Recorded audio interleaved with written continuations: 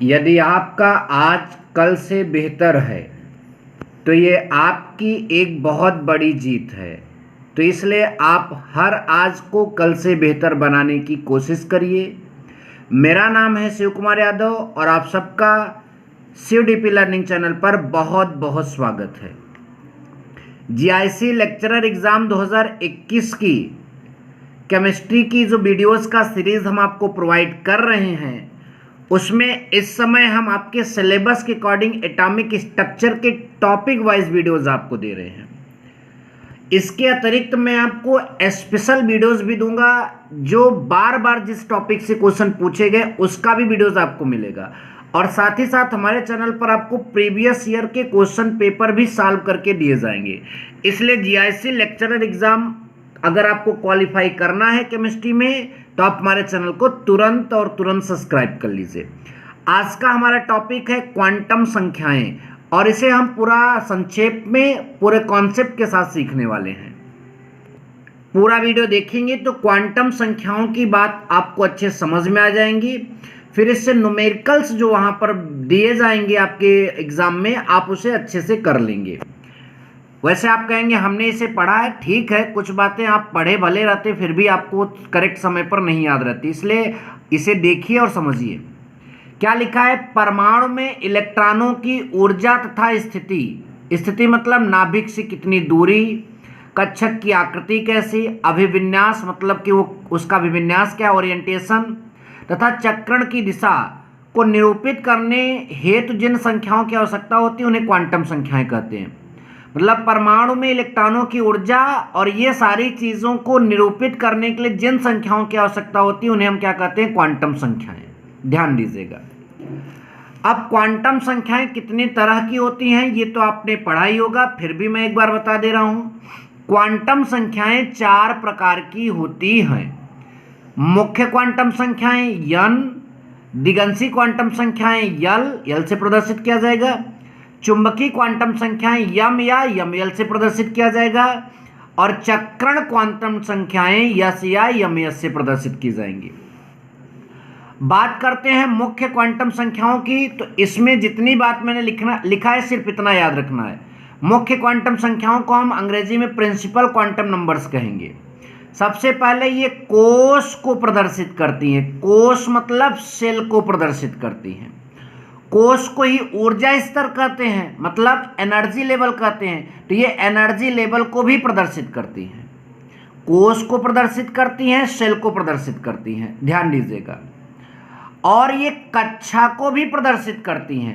कक्षा मतलब ऑर्बिट, तो कोष, कक्षा और ऊर्जा स्तर मतलब सेल, ऑर्बिट और एनर्जी लेवल को कौन सी क्वांटम संख्या प्रदर्शित करती है? मुख्य क्वांटम संख्या। तो आपका अगर मुख्य क्वांटम संख्या फर्स्ट मिला तो वो पहले कोष को, पहले ऊर्जा स्तर को, पहले मतलब कि कक्षा को प्रदर्शित करेगा। दूसरा नंबर आकार को निर्धारित करती है। किसी परमाणु का कितना आकार है वो मुख्य क्वांटम संख्या से निर्धारित होता है। तीसरा नंबर इलेक्ट्रॉन की ऊर्जा का मान बताती हैं, कितना उसकी एनर्जी है, इसी क्वांटम संख्या से पता चलता है।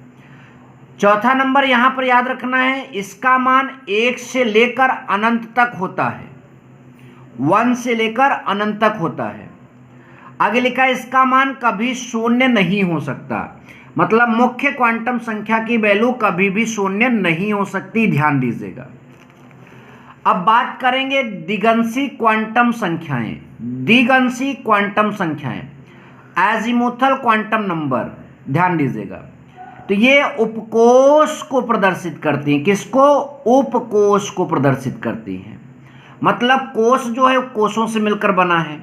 और कोष को कक्षा कहते हैं तो इसे उपकक्षा भी कह सकते हो।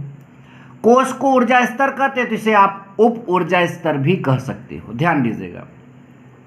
वो आकार को निर्धारित करती हैं, ये उपकोष की आकृति को निर्धारित करती हैं कि उपकोष किस आकृति का है। यह बात दिगंशी क्वांटम संख्या से पता चलती है। नेक्स्ट नंबर इलेक्ट्रॉन के कोणीय संवेग को निर्धारित करती है। जो इलेक्ट्रॉन का कोणीय संवेग है वह दिगंशी क्वांटम संख्या से निर्धारित होती है। नंबर नेक्स्ट n के प्रत्येक मान के लिए l का मान 0 से n-1 तक होता है। मतलब कहने का अर्थ है n का जो भी मान दिया जाएगा उसमें l का मान, l मतलब दिगंशी क्वांटम संख्या का मान 0 से n-1 तक होता है। मतलब यदि n का मान 1 है तो 0 से आप n की वैल्यू 1-1 0 तक ही, मतलब n का मान 1 होगा तो l का मान 0 होगा। n का मान 2 होगा तो 0 से चलिए तो यहाँ 2 से 1 घटा दीजिए तो 0 और 1 होगा l का मान। n का मान 3 होगा तो यहाँ 3 से 1 घटाइए 2 तो 0 से लेकर 2 तक, मतलब 0 1 2। n का मान 4 होगा तो यहाँ 4 से घटाइए 3 तो 0 से 1 2 3 यहाँ तक होगा l का मान। आई होप कि आपने समझा है। यह क्वांटम संख्या चुंबकीय क्षेत्र की अनुपस्थिति में ज्ञात की जाती है। मतलब जब दिगंशी क्वांटम संख्या ज्ञात करना होगा तो वो चुंबकीय क्षेत्र के अनुपस्थिति में ज्ञात करना पड़ता है। ठीक है, ध्यान दीजिएगा। अगर आपको मेरा नोट्स अच्छा लग रहा है तो आप इसका स्क्रीनशॉट लेकर भी पढ़ते रहिए। ठीक है, ध्यान दीजिएगा। काफ़ी अच्छे से और काफ़ी शॉर्टकट में हमने नोट्स बनाया है ताकि आपकी अच्छी सी प्रिपरेशन हो सके। अभी दिगंशी क्वांटम संख्याओं से ये जानकारी भी आपको याद करनी है। इलेक्ट्रॉन का कोणीय संवेग h/2 पाई √L × L+1।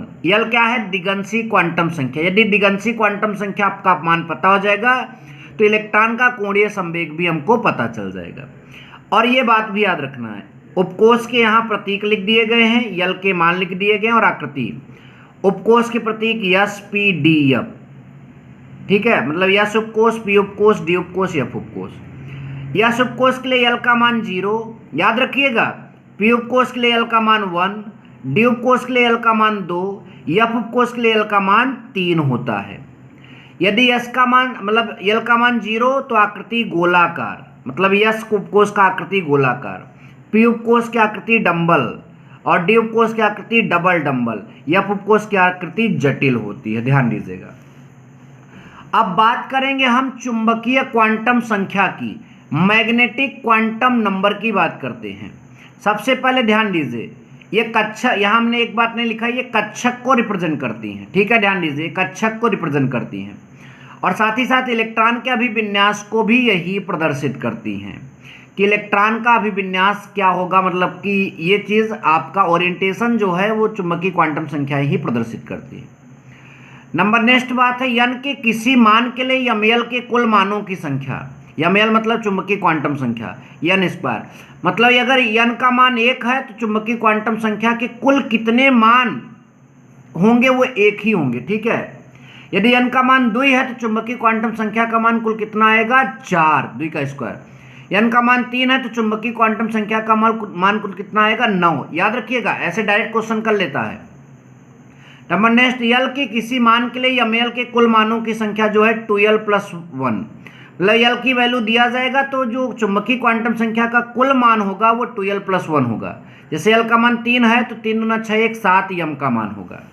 आगे लिखा है, किसी दिए गए L के मान के लिए ml के मान -L से +L शून्य सहित तक होते हैं। ठीक है, ध्यान दीजिएगा।